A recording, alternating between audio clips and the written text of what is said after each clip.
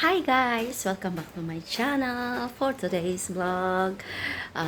Today is October October 26. Happy birthday to me! Charot.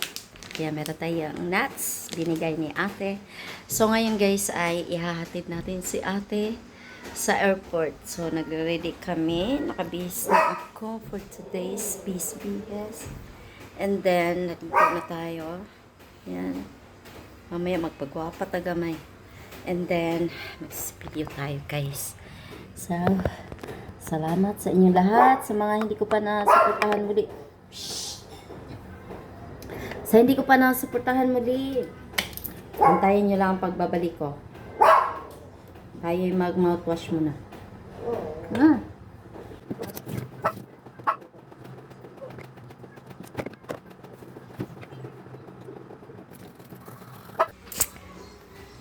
Ito guys, kaya alam, sugat yata.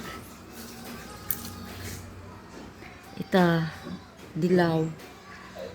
Sa dilaw yan. Madilaw na yung ngipin natin. We need cleanliness. Maingay ang ating aso. Kasi, dahil yung mga damit ha. Bigyan muna natin ito. Para kuminis ang ating kabalaktan. Ayan, kalimutan ko kasi mag-lotion kanina bago magsuot.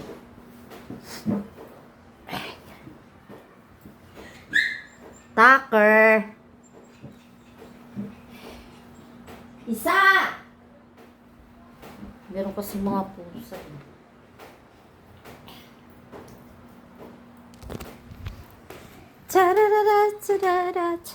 Okay. So we are going to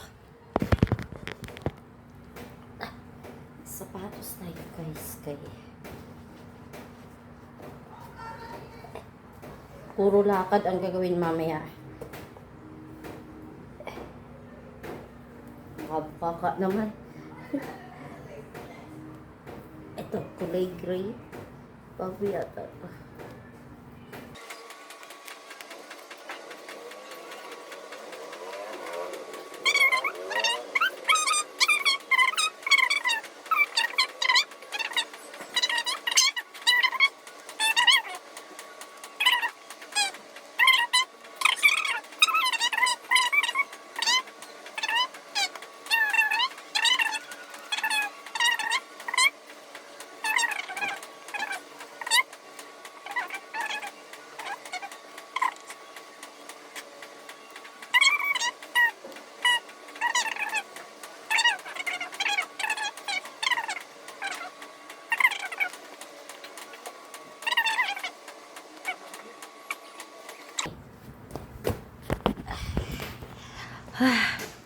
Tingnan natin. Los. Sharon! Check!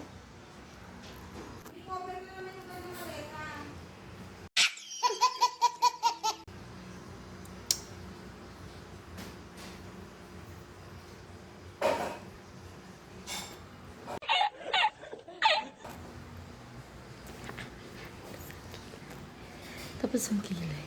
Guys, pa-check up ko lang muna si ate sa community.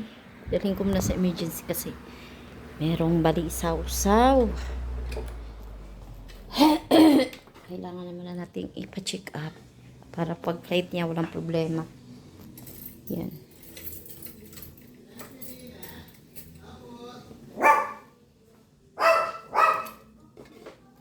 Mahirap pag magbiyahe, ilang oras din yan. Tayo na! Dito na tayo sa bahay. Yan. Flight na siya. Ano na? Sige nga. Sige nga. Ang baba pala na rin. Sige. A. Dali. Yung A. Ayan.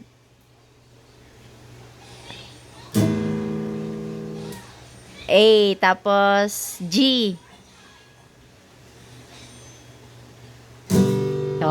C.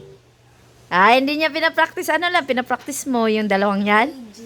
Ay, tsaka yung E na, E minor, yung dalawa lang. Ayan. E minor. Tapos, E, eagle. Ayan yung eagle. And then, yung baba niyan. Down ka lang ng tig-isa. Ayan. A minor. Apple. Apple minor. Parang nag-iba na naman ang tunog. Tad. Huwag mo nga, ikot-ikutin yan ha. Kapo, nahirapan ako. Guys, cancel yung flight ni ate. Hindi namin maihatid sa sa airport kasi nga nagka-emergency si ate, may UTI. Dinala ko sa hospital muna para ay ma-check up ang kanyang kalagayan dahil mahirap po pagka pipilitin natin ang mga bagay na hindi dapat kasi mahirapan si ate dahil pagka-check in, mahirapan siya, masakit kasi yung tiyan niya dahil sa infection na kanyang hihit. So, ayun ang nangyari guys, dinala ko sa hospital, sa emergency para ma-check yung laboratory niya kung ano ba yung kalalagyan. So, para ang mangyayari, i-revoke yung kanyang ticket. So, ang ano lang doon, bibili na naman pa yung bagong ticket. So, okay lang yun basta at least magamot si ate. Anong gagawin sa kanyang health kung hindi mo na uunahin yung health, ang pera ay makikita lang yan. Makakapagtrabaho naman siya muli. Makikita din niya ulit yung pera na maibayad sa ticket. Ayan, so tingnan natin guys yung pagpunta namin sa hospital. Yan ang aking pasyente. Guys, ang aking pasyente. Tingin nga. Ayan, tinurukan ng dugo. Laboratory ng ihi. Medical. Ayan. Laboratory. Kung kailan naalis, saka suminga yung ayan yung aming binayaran. Malaki. Iihi.